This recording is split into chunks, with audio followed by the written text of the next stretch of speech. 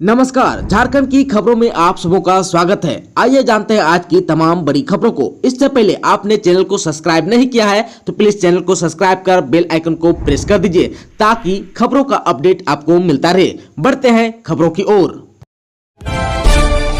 विद्यालय अवधि बढ़ाने पर विवाद, शिक्षा सचिव ने कहा शिक्षक संगठनों की सहमति से लिया फैसला। संघ ने कहा चावल का बोरा उठवाना चाहते हैं अधिकारी।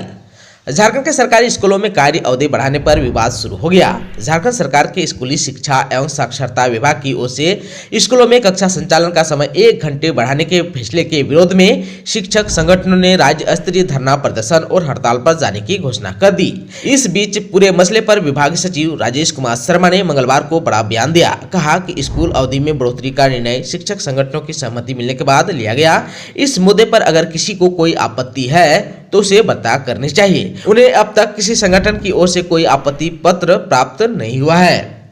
इसी बीच झारखंड प्राथमिक शिक्षक संघ पूर्वी सिंहभूम इकाई ने फैसले के विरोध में मंगलवार को अधिकारियों को अपना मांग पत्र सौंपा। कहा कि विभागीय अधिकारी शिक्षकों से पूरे वर्ष चावल का बोरा उठवाना चाहते हैं। इसके खिलाफ 28 नवंबर को राज्य स्तरीय बैठक होगी। इसमें अधिसूचना को रद्द कराने तक सरकार के खिलाफ धरना प्रदर्शन एवं हड़ताल किया जाएगा।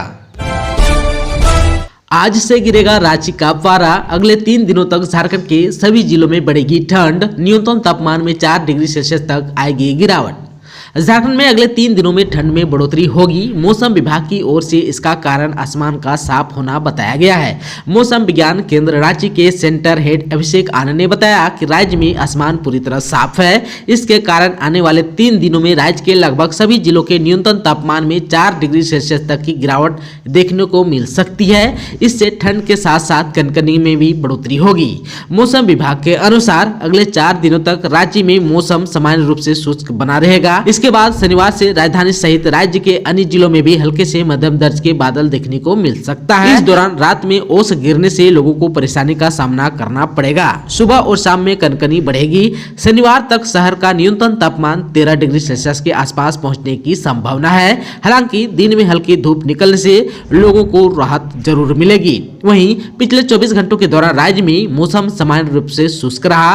राज्य में सबसे ज्यादा अधिकतम तापमान मेदिनीनगर में 32 डिग्री सेल्सियस रिकॉर्ड किया गया, जबकि सबसे कम न्यूनतम तापमान गोड्डा में 15.5 डिग्री सेल्सियस रिकॉर्ड किया गया। वर्तमान में राज्य में किसी प्रकार के सैनिफेटिक फीचर का असर होता हुआ नहीं दिख रहा है। रांची में अभ्यर्थियों पर पुलिस ने बरसाई लाठियां। जेपीएससी का घेराव करने जा रहे थे अभ्यर्थी, पुलिस ने मोरहाबादी में ही रोका। बीजेपी के विधायक भी मौके पर पहुंचे। 7वीं से 10वीं जेपीएससी का विवाद थमने का नाम ही नहीं ले रहा है। मंगलवार को एक बार फिर इस पर हंगामा शुरू हो गया। अपने पूर्व नियोजित कार्यक्रम के तहत अभ्यर्थी मोरहाबादी से जेपीएससी दफ्तर घेराव करने जा रहे थे। इन्हें पुलिस मोरहाबादी के बापू वाटिका में ही रोकने की कोशिश की, लेकिन अभ्यर्थी नहीं माने। रोकने के लिए पुलिस ने अभ्यर्थियों पर लाठियां बरसाई। इस बार अभ्यर्थियों को बीजेपी का भी सपोर्ट मिल रहा है। बीजेपी के विधायक नवीन जायसवाल, भानु प्रताप शाही, गोमिया विधायक लंबोदर महतो भी मौजूद हैं। अभ्यर्थियों ने बताया कि पुलिस ने लड़कियों पर भी लाठीचार्ज की है। इसके बाद प्रदर्शनकारी महिला सहित अभ्यर्थी बीच सड़क पर ही धरने पर बैठ गए। लाठीचार्ज होने के बाद विधायक भानु प्रताप शाही ने मोर्चा संभालते हुए अभ्यर्थियों को आगे बढ़ने के लिए प्रेरित किया। इस दौरान पुलिसकर्मियों के साथ उनकी तीखी नोकझोंक भी हुई। झारखंड के इटागढ़ से विधायक रहे साधु चरण महतो का कोलकाता में निधन। बुधवार को होगा अंतिम संस्कार। झारखंड के इटागढ़ से पूर्व विधायक सह भाजपा नेता साधु चरण महतो का लंबी बीमारी के बाद मंगलवार को कोलकाता के रविंद्रनाथ टैगोर अस्पताल में निधन हो गया। वे पिछले 1 वर्ष से गले में कैंसर और किडनी की बीमारी से जूझ रहे थे। वे 48 वर्ष के थे। निधन की खबर मिलते ही आदित्यपुर, जमशेदपुर, गमरिया और इटागढ़ समेत पूरे क्षेत्र में भाजपा नेताओं, कार्यकर्ताओं समेत स्थानीय लोगों में शोक की लहर फैल गई। सांसद विद्युत वरण महतो ने बताया कि उनका पार्थिव शरीर मंगलवार शाम जमशेदपुर लाया गया। आज यानी बुधवार को अंतिम संस्कार किया जाएगा। संथाल का पहला 4 लेन रोड होगा हंसडिया, महागमा, गोड्डा, सांसद खुश। संथाल परगना जो अब तक सबसे पिछड़ा इलाका माना जा रहा था, आज वह दुनिया के हर क्षेत्र से जुड़ने को तैयार है। इस क्रम में संथाल परगना का पहला 4 लेन सड़क को मंजूरी मिल गई है। National highway authority of India ने इसके लिए सोमवार को निविदा निकाल दी है। यह 4 लेन गोड्डा संसदीय क्षेत्र के हसदिया से महगमा तक तकरीबन 52 किलोमीटर बनेगी। इस सड़क के निर्माण में 955 करोड़ का खर्च आएगा। जनवरी में निविदा खुलेगा और संभवतः फरवरी से निर्माण कार्य भी शुरू हो जाने की पूरी संभावना है। सांसद डॉक्टर निशिकांत दुबे ने दूरभाष पर जानकारी दी कि वर्तमान NH 133 से हसदिया से महगमा तक 955 करोड़ की लागत से 4 लेन के लिए निविदा आमंत्रित कर दी गई है। भारत सरकार क्षेत्र के विकास के लिए सतत प्रयासरत है। गोड्डा बाईपास भी इसमें जुड़ा हुआ है। संथाल परगना का यह पहला 4 लेन गोड्डा संसदीय क्षेत्र में बनेगा। आने वाले समय में देवघर रिंग रोड का काम होगा। संसदीय क्षेत्र के लोगों को अब कहीं भी जाना होगा तो वह यहां से यात्रा कर सकेंगे। झारखंड स्थापना दिवस पर सीएम हेमंत सोरेन ने किया दावा, कहा राज्य को दिशा देने का हो रहा है प्रयास।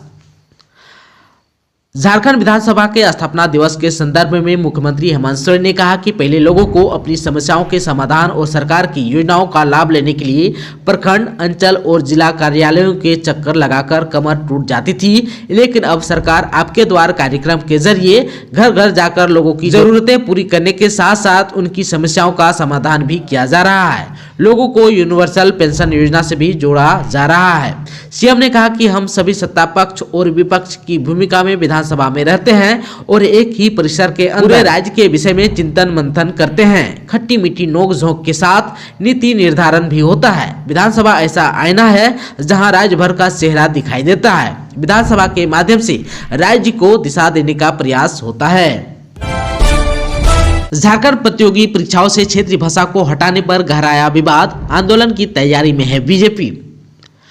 झारखंड में सरकारी नौकरी की विभिन्न प्रतियोगी परीक्षाओं में क्षेत्रीय भाषाओं की सूची से मगही, मैथिली, भोजपुरी और अंगिका भाषा को हटाए जाने का विवाद गहराता जा रहा है। राज्य के प्रमुख विपक्षी पार्टी भाजपा इस मुद्दे पर आंदोलन की रणनीति बनाने में जुटी है। वहीं राज्य सरकार के भीतर भी इसे लेकर अलग अलग राय है। सरकार में साझेदार कांग्रेस के कई विधायकों का कहना है इन चारों भाषाओं को प्रतियोगी परीक्षाओं से बाहर रखा जाना गलत है। राज्य में ये चारों भाषाएं बोलने वालों की बड़ी तादाद है, जिनका समर्थन खोने से पार्टी को सियासी नुकसान तय है।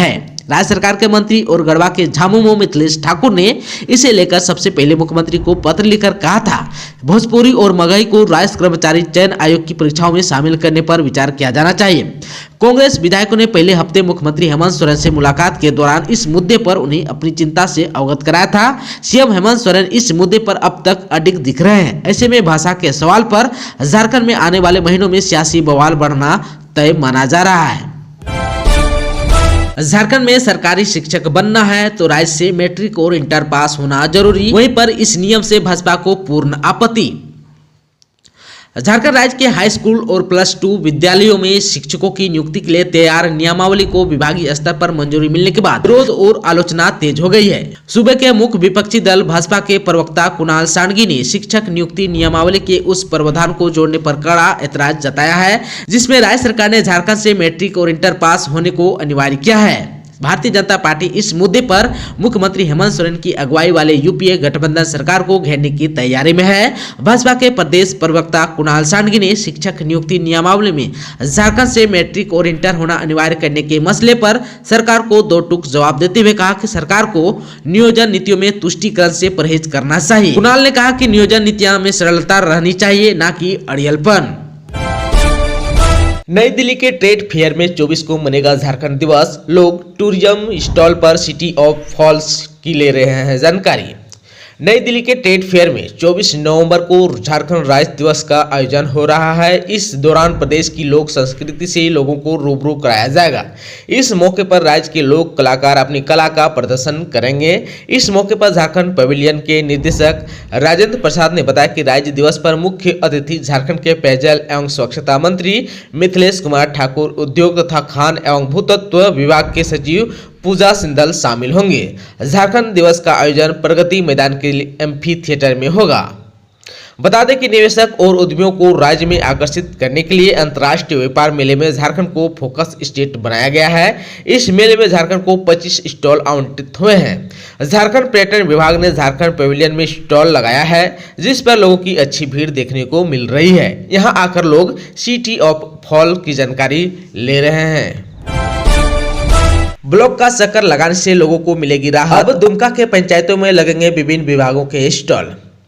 दुमका जिला के लोगों को अब प्रखंड कार्यालय का चक्कर लगाने से मुक्ति मिलेगी। झारखंड सरकार की महत्वाकांक्षी योजना आपके अधिकार आपके सरकार आपके द्वार कार्यक्रम के तहत अधिकारियों ने जिलावासियों को पंचायतों में ही विभिन्न विभागों के स्टॉल लगाने की बात कही है, ताकि लोग प्रखंड छोड़ अपने पंचायत क्षेत्र में ही समस्या का समाधान पा सके।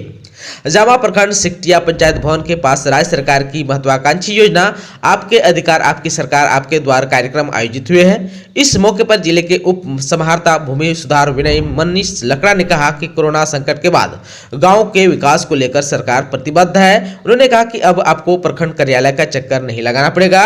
जिले के सभी पंचायतों में हर विभाग के स्टॉल लगाए जाएंगे। कहा कि ग्रामीण जागरूक बनकर योजना का लाभ उठाएं। झारखंड में टाटा के खिलाफ आंदोलन तेज करेगा जेएमएम। सीएम के साथ बैठक के बाद मंत्री मिथिलेश ठाकुर ने कहा, टाटा बताइए कि यहां से मुख्यालय शिफ्ट करने का इनका मकसद क्या है।